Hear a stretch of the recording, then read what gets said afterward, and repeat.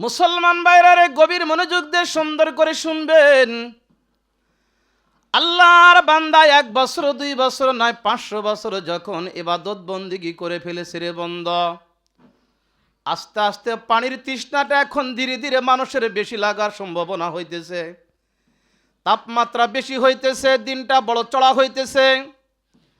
দেখবেন মাঠে যারা কাজ করে, হাটে যারা কাজ করে, যারা যায়, মনে হয় অন্তত যদি অন্য কিছু নাও দেয় 1 গ্লাস পানি দিলে মনে হয় ভালো হয়। ঠিক আল্লাহর বান্দার দিলের ভিতরে এমন একটা পানির তৃষ্ণা বান্দার জন্য লেগে যাবে, কিয়ামতের দিবসে বান্দার কলিজাটা ফাটফাট ফাটফাট করতে থাকবে। বান্দার কলিজাটা যখন ফাটফাট করতে থাকবে, বান্দার যখন পানির পিপাসাটা জান যায় যায় ভাব হয়ে যাবে, ঠিক সেই মুহূর্তে রব্বে কারীম 2 জন আগন্তুককে ডাক দেয়া ফেরেশতাকে বলবে, যাও যাও তাড়াতাড়ি করে তার সামনে দিয়ে 1 গ্লাস পানি নিয়ে চলে যাও। বান্দার সামনে দিয়ে বনি ইসরাইলের আবেদের 500 বছর ইবাদত বন্দেগী করার কারণে দিলের ভিতরে একটু মাত্র কি হইছে? অহংকার হইছে। কথা বলেন না, কি হইছে? অহংকার ঢুকে গেছে, আর মালিকের বিচার তার ভালো লাগে নাই। ইতিহাসের ভিতরে ধরছে, আল্লাহর বান্দার সামনে দিয়ে যখন পানির পিয়ালাটা নিয়ে 2 জন আগন্তুক যায়, এমন সময় রব্বে কারীম ওই বনি ইসরাইলের আবেদের পানির তৃষ্ণাটা কলিজার ভিতরে ফাটফাট শুরু হয়ে গেছে। কে যেন হঠাৎ করে সামনে দিয়ে যাইতেছে, পানির পেয়ালা নিয়ে যায়। এমন সময় বান্দার কেমন যেন তৃষ্ণা লেগে যায়। বান্দা ডাক দেয়া বলে, ভাই আমারে কি 1 গ্লাস পানি দেওয়া যায় না? 1 গ্লাস পানি দেওয়া যায় না? বান্দা যখন 1 গ্লাস পানির জন্য আবদার করবে, পানি চাইবে, ঠিক সেই মুহূর্তে আল্লাহ পাক রব্বুল আলামিন যেই 2 আগন্তুক ব্যক্তিকে পাঠায় দিছে, একজনকে বলে দিবে পানি দিতে পারবা, একটা মাত্র শর্ত আছে। বান্দারে বলবা 1 গ্লাস পানি দিব, ঠিক আছে, কিন্তু 1 দিন 2 দিন নয়, 1 মাস 2 মাস নয়, তুমি যে 500 বছর ইবাদত করছো তার সব দেওয়া লাগবে। কি দেওয়া লাগবে? 1 দিন 2 দিন নয়, তুমি যে 500 বছর জংলায় গিয়ে তুমি যে আল্লাহ পাকের ইবাদত বন্দেগী দিদার করেছ, তুমি যদি সেই সবটুকুন দিয়ে দাও তাহলে তোমাকে 1 গ্লাস পানি দেওয়া হবে।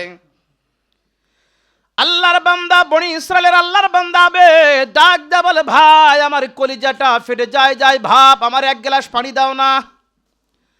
উত্তরে আগন্তুক ব্যক্তি ডাক দা বলবে, তোমারে পানি দিতে পারি কিন্তু একটা শর্ত আছে। বলে, কি শর্ত বলো?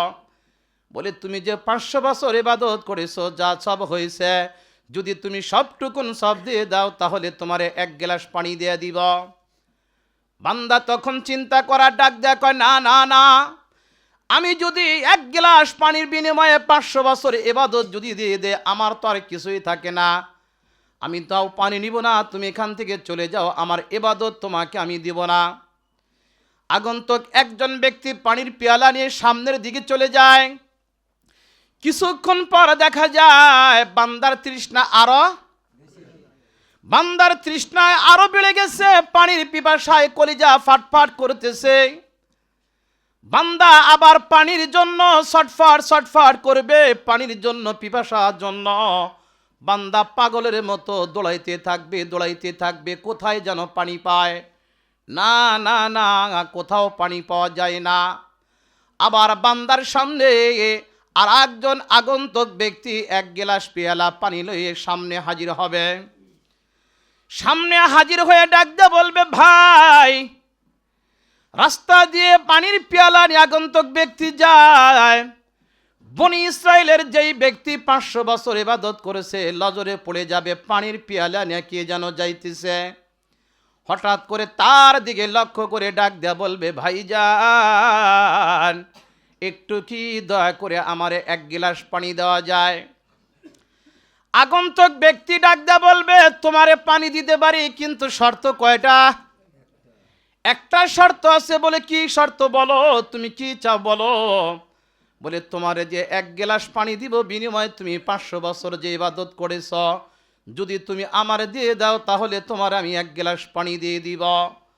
আল্লাহর বান্দা ডাক দেয়া কয়, না না না, আমি যদি 1 গ্লাস পানির বিনিময়ে 500 বছর ইবাদত যদি আমি দিয়ে দে, আমার তো আর কিছুই থাকে না, আমি তো আবার জিরো হয়ে যাব, আমার অবস্থা ভালো না, আমি তো জাহান্নাম ছাড়া তো আমার কোনো পথ থাকবে না। আল্লাহর বান্দা, না না, যদিও জাহান্নামে যাওয়া লাগে কিন্তু তার তো ছটফট কলিজাটা ফাটফাট করতেছে, ভালো লাগে না। আল্লাহর বান্দা তাই 1 গ্লাস পানিটা যখন নিয়ে নেয় 500 বছরে ইবাদত দিয়ে দেয়। রব্বে কারিম তখন ডাক দা বলবে, বান্দা আমি যে তোরে দয়া করে জান্নাত দিতে চাইছিলাম, তোর কেমন লাগছিল? তখন তুই না বলছিলি আমি 500 বছর ইবাদত করলাম আর 1 গ্লাস পানির বিনিময়ে আল্লাহ আমারে জান্নাত দিল না, আমারে 500 বছর ইবাদতের বিনিময়ে জান্নাত দিল না, আল্লাহ আমারে দয়া করে জান্নাত দিল, এটা আমার কাছে ভালো মনে হয় নাই। বান্দাকে আল্লাহ ডাক দে বলবে, বান্দা এখন আর তোর কোন আমল আছে? বান্দা, না না না, আর তো কোনো বান্দার উপায় নাই, আমল নাই। বান্দাকে ডাক দে বলবে, যাও যাও তুমি জাহান্নামে চলিয়া যাও। বান্দা যখন সামনের দিকে আগায় গো, বান্দার সামনের দিকে আগাইতে থাকবে, অনেক সময় দেখবেন আপনি যখন কাউরে গালি দেন, আঘাত দেন, দেওয়ার পর মায়া করে কিন্তু আবার তাকায়, কথা বলেন ঠিক কি না? বান্দা যখন সামনের দিকে যাইতে চায় কিন্তু না না না, রবের কথাটা আবার যেন মনে হয়ে যায়। বান্দা আস্তে করিয়া ঘাড়টা ঘুরাইয়া মালিকের দিকে যখন নজর পড়ে যায়, রব্বে কারিম ডাকদা বলবে, বান্দা কি হইল তুমি আবার কেন তুমি পেছনের দিকে ফিরে তাকাইলা? বান্দা ডাকদা বল, আল্লাহ হাসরের ময়দানে আমার কেউ নাই, আমার মা আমার আপন না, আমার ভাই আমার আপন না, আমার আপন বলতে কোনো কিছুই নাই, আমি বড় একাকার হয়ে গেলাম। 500 বছর জংলায় ইবাদত করিয়া 1 গ্লাস মাত্র পানির বিনিময়ে আমার সবটুকুন আমল আমি দিয়া দিলাম, আমার তো আমল বলতে আর কিছুই থাকে না। জাহান্নামের অর্ডার হয়ে গেছে, আমাকে জাহান্নামে যাওয়া লাগবে। আল্লাহ আমার বড় কষ্ট হবে, তাই আপনার দিকে তাকাইলাম, আপনি কি একটু রহমতের দিকে তাকায় আমারে মাফ করবেন না? আল্লাহ ডাক দাও বলবে, বান্দা যখন তোর বুঝে আসলো আপন বলতে কেউ নাই, আমি আল্লাহকে যখন তুমি আল্লাহ বলে ডাক দিয়ে যখন স্মরণ করিয়া দিলা, আমি আল্লাহর যখন তোমার ভালো লাগলো, আমার দয়া মায়া সব যখন তোমার ভালো লেগে গেল, বান্দা তোর জাহান্নামে যাওয়া লাগবে না, আমি আল্লাহ ডাক দিলাম, আমার রহমতের দ্বারা তোরে ডাক দিয়া দিলাম, জাহান্নামে যাওয়া লাগবে না। এখন যখন তোমার বুঝাইসা গেছে, আমি আল্লাহ দয়া করে তোমার আবার জান্নাত দিয়া দিলাম। মুসলমান ভাইরা রে, আল্লাহ পাকের দয়া ছাড়া আমার আপনার বাঁচার উপায় নাই, আল্লাহ পাকের সাহায্য ছাড়া বাঁচার দয়ার কিন্তু কোনো উপায় থাকবে না। মুসলমানের যদি দয়া না থাকে, আল্লাহ পাকের রহম যদি না থাকে, বাঁচার কিন্তু কোনো উপায় থাকবে না। মুসলমান ভাইরা যারা রোজা রাখতেছেন তাদেরকে লক্ষ্য করে আমি বলবো, হাতে ধরে বলি পায়ে ধরে বলি, সুন্দর করে কথাগুলি বোঝার জন্য চেষ্টা করবেন ভাই, ভালো করে কথাগুলি বুঝবেন, একটু সুন্দর করিয়া কথাগুলি বোঝার জন্য চেষ্টা করবেন। অনেক মানুষ আমরা রোজা রাখছি রে বন্ধু, কিন্তু তাদের রোজা কিন্তু হওয়া বড় কষ্টকর হয়ে যাবে। রোজা অনেকের হবেই না, অনেকের শুধু অনাহার ছাড়া আর কিছুই হবে না। কেমনে হবে না, কি জন্য হবে না, ভালো করে শুনেন। আরবের ভিতরে 2 জন নারী রোজা রাখার কারণে তাদের বুঝি জানটা বুঝি দুনিয়া থেকে বুঝি তারা চলিয়া যাবে ভাব হয়ে যায়, একদম দুর্বল হয়ে যায়। আল্লাহর বান্দিরা কোনো কারোর সাথে কথা বার্তা বলতে পারে না, একদম কেমন যেন নাজুক হয়ে গেছে, দুর্বল হয়ে গেছে।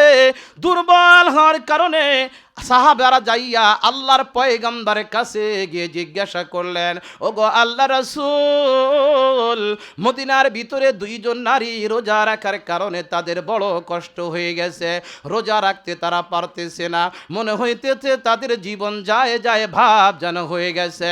আল্লাহর পয়গম্বরের কাছে যখন দরখাস্ত দেয়, ডাক দেয়া বলে, নবী গো, তবু কি তাদের রোজাগুলি কি ভাঙ্গা যাবে?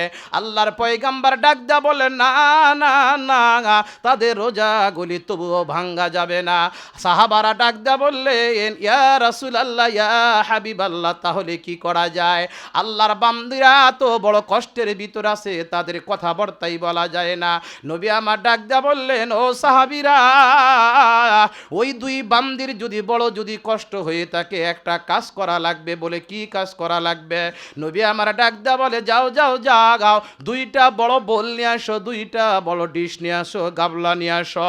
নিয়ে আসার পর দুইজন নারীকে গো আবার যখন সামনে হাজির করা হয়, নবী আমার ডাক দেয়া বলেন, ও সাহাবীরা, এই দুই নারীকে এই দুই ডিশের ভিতরে, বোলের ভিতরে ভূমি করতে বলো। কিতাবের ভিতরে ধরছে আরবিয়ান দুইজন নারীকে সামনে যখন ডিশটা দেওয়া হয় বন্ধ, দুইটা ডিশ যখন দেওয়া হয়, দুইটা ডিশ দেওয়ার কারণে, গাবলা দেওয়ার কারণে আল্লাহর দুইজন বান্দি কি করলেন বন্ধ? ভূমি যখন করলেন, ভূমি করার পর দেখা যায় একটা ডিশের ভিতরে শুধু গোশত দেখা যায়, আর একটা ডিশের ভিতরে শুধু রক্ত আর রক্ত দেখা যায়। সাহাবীরা জিজ্ঞাসা করলেন, এ বোন, তুমি শেষ রাত্রে কি দিয়ে ভাত খাইছো? উত্তর করলেন, আমরা তো গোশত খাই নাই। উত্তর করলেন, বোন, তুমি কি দিয়ে ভাত খাইছো? আমরা তো গোশত খাই নাই। দুইজন যখন একই কথা বললেন, আমরা গোশত খাই নাই, নবী আমার ডাক দেয়া বললেন, গোশত খাও নাই? বলে না। আল্লাহর বান্দিরা ডাক দেয়া বলে, নবী গো, শেষ রাত্রিতে গোশত দিয়ে ভাত খাই নাই, কিন্তু আমাদের পেট থেকে কেন বমি বের হইল? বমি তো বের হলো না, সাধারণত আমি আপনি যা খাইব সেটাই কিন্তু বের হবে। কথা বলেন ঠিক কি না? আমি আর আপনি যেটা খাইব সেটাই বের হবে। কিন্তু না, আল্লাহর বান্দি দুইজন ডাক দেয়া বলতেছে, আমরা গোশত খাই নাই, কিন্তু কেন যেন জবান দিয়ে, কেন যেন মুখ দিয়ে বমির বের হয় না, গোশত বের হয়ে গেল, কেন যেন শুধু রক্ত বের হয়ে যায়। আল্লাহর পয়গম্বর ডাক দেয়া বলে, এই দুইজন নারী রোজা রাখছে ঠিক, কিন্তু রোজা রাখার পরে গীবত করছে, শিকায়েত করছে, অন্যের দোষ নিয়ে, চর্চা নিয়ে থাকছে, আর মিথ্যা কথা বলার কারণে ওই বান্দারা, ওই বান্দিরা, দুইজন নারী রোজা রাখার কারণেও তাদের রোজাগুলি কিন্তু হয় নাই। তারা মৃত মানুষের গোশত খাওয়ার কারণে, মিথ্যা বলার কারণে ওই গোশতগুলি মিথ্যা নারীর পেটের ভিতরে ঢুইকে গেছে। মুসলমান ভাইরা রে, ও যুবক বাবারা, তাই যুবক ভাইরা, আমি আপনাদেরকেও তাই বলবো, রোজা রেখে যেন অনর্থক কোনো কথাবার্তা যেন হয় না, গীবত যেন হয় না, শিকায়েত যেন হয় না। যদি গীবত শিকায়েত যদি আমার দ্বারা হয়ে যায়, মনে রাখেন রোজা দিয়ে কোনো ফায়দা হবে না, রোজায় কোনো লাভ হবে না। এই জন্য যেই সমস্ত বান্দারা আল্লাহকে খুশি করার জন্য যারা রোজা রাখবে বন্ধ, রোজা কষ্ট হয়ে যাবে, একটু চিন্তা করে বিবেচনা করে নিজেরে বুঝাইবা, আল্লাহ আমারে তুমি সুস্থ রেখেছো, আমারে তুমি হায়াত দিয়েছ, আমার তুমি মুসলমানের ঘরে জন্ম দিয়েছ, আমার নবীর উপরে কোরআন নাজিল করে দিয়েছ, জীবন যা কার থাক, জীবন যাইতে যদি চলেও যায় তবু রোজা ছাড়ব না। রাজি আছি ইনশাল্লাহ? সবাই রাজি আছি ইনশাল্লাহ? এই যুবক ভাইরা, বাবারা, এই জন্য রোজা রেখে এক নম্বরে গীবত করা যাবে না, রোজা রেখে মিথ্যা বলা যাবে না, রোজা রেখে শিকায়েত করা যাবে না, রোজা রেখে আমাকে আপনাকে নামাজ ছাড়া যাবে না।